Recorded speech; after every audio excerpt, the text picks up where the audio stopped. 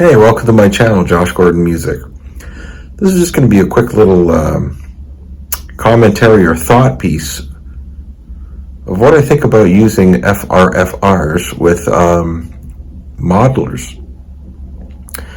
Typically, these days I use, I have a quad cortex, which I love, and I really love the Line 6 stuff. I'm a huge user of the HX Stomp and the Pod Go.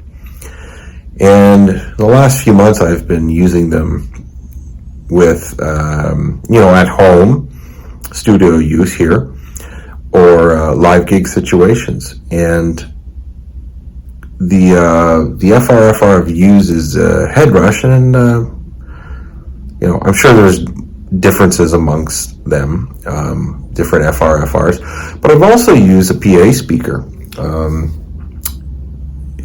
Canadian brand Yorkville, and let's have a quick little look at there it is.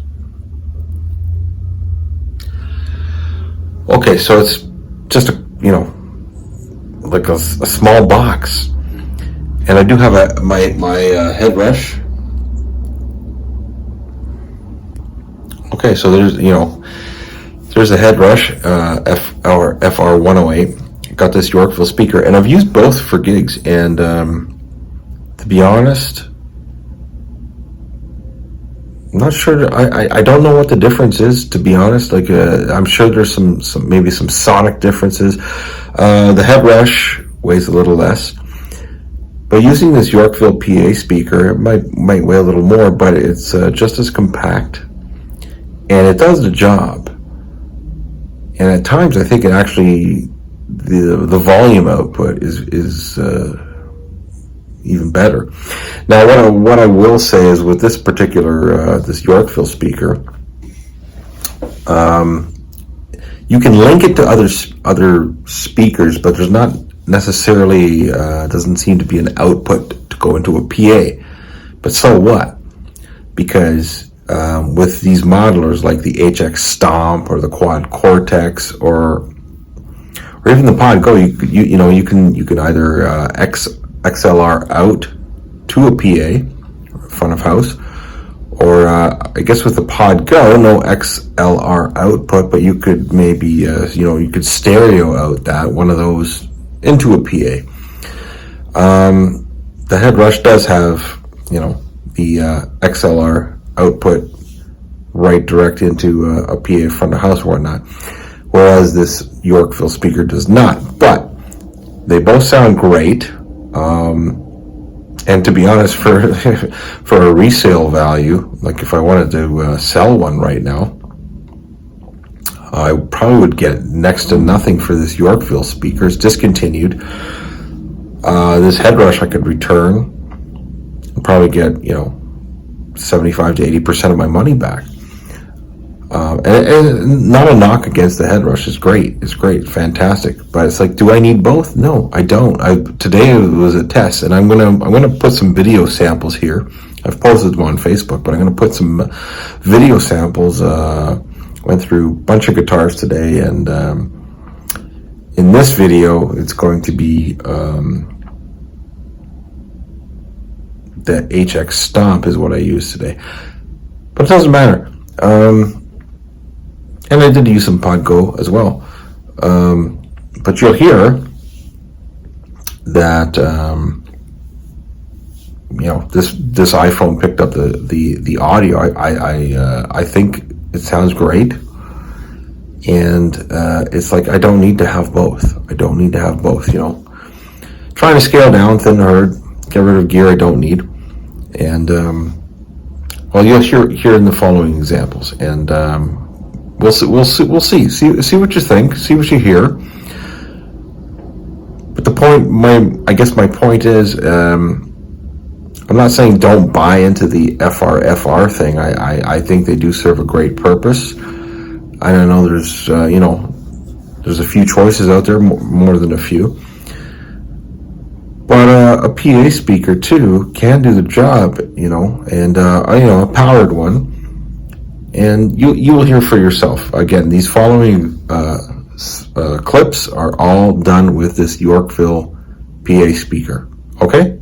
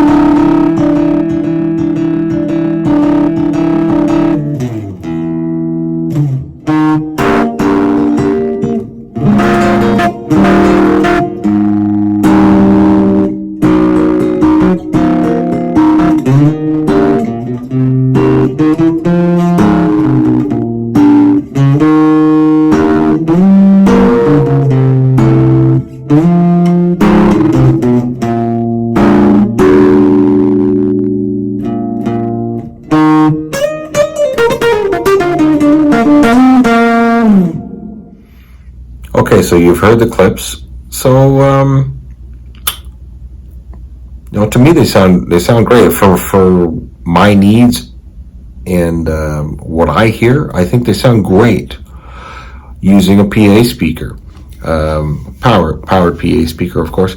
And this particular PA speaker, I mean, it's a line in, and you have a brightness control and whatnot. So I mean, there's that where you can actually, I guess, for lack of a better term, do some EQing with the speaker itself, whereas the headrush doesn't have that.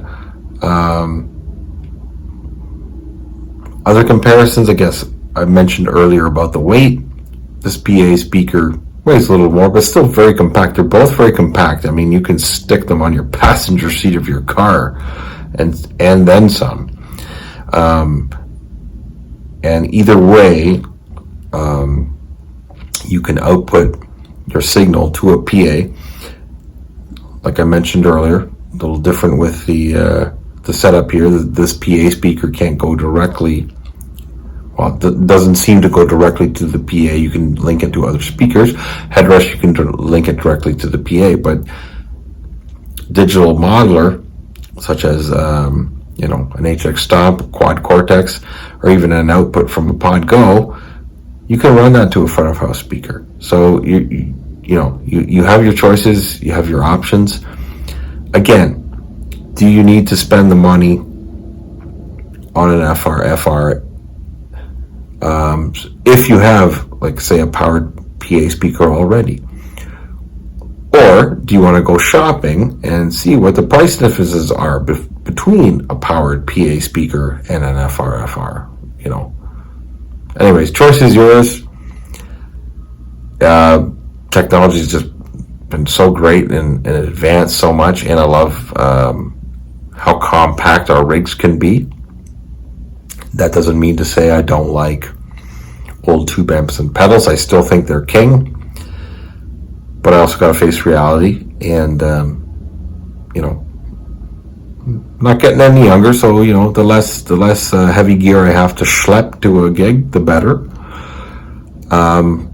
And I wouldn't even be making any of these videos about pod goes or any digital modelers if I didn't think that they captured great tones and great sounds and came close to the real thing.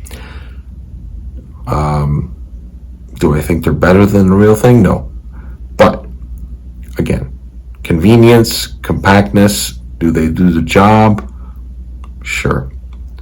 Anyways, I appreciate everyone who's taken the time to watch this video. Appreciate all the subscribers, returning viewers, or if you stumble on this channel, hit the subscribe button and hit the notification bell, because I'm going to be dropping a lot more videos regarding the digital modelers, specifically Pod Go, and probably maybe toss some Quad Cortex and HX Stomp stuff up there. Anyways, thanks for watching. Take care.